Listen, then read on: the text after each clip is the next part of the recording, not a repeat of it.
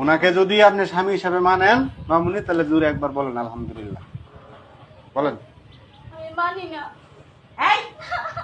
সব কিছু হয়ে গেছে, অনকন মানি না, তাহলে কেমন হইব?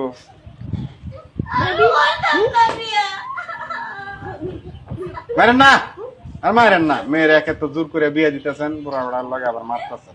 মারেন না মামুনি। জামাইয়ের অনেক টাকা পয়সা আছে, কান্নাকাটি করেন না। টাকার কাছে মেয়েরা আজকে অসহায়।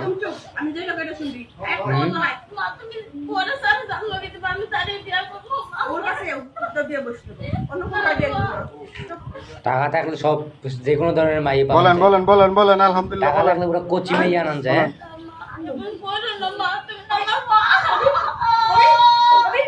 আরে আপনার একটু বুঝান না, দেখে তামসা দেখতেছেন, বুঝান একটু মেয়েটারে।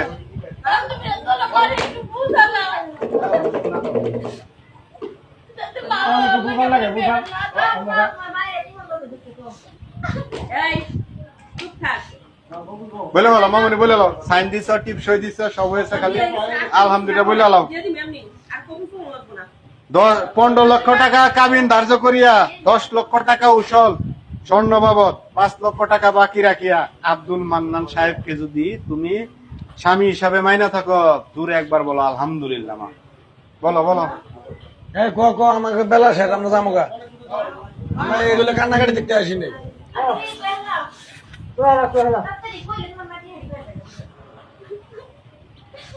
আল ফল কেউ কথা কেন না, আল ফল কেউ কথা কেউ না। দেখি মামুনি বলেন বলেন আলহামদুলিল্লাহ বলেন, কান্নাকাটি করে লাভ নাই। হ্যাঁ আপনার মেয়েরা রাজি করেন, তাড়াতাড়ি রাজি করেন।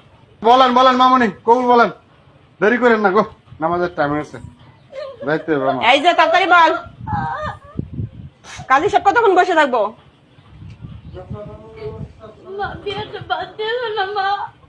সব পড়ানি শেষ, তোর কবুল করবো না, আমি এমনি তোরে দিয়ে দিব। উড়াইয়া কবুল আমার লাগবো না, এমনি দিয়ে দিব, লাগবো না আমার। আরে কবুল শোনা লাগবে, একবার বলেন।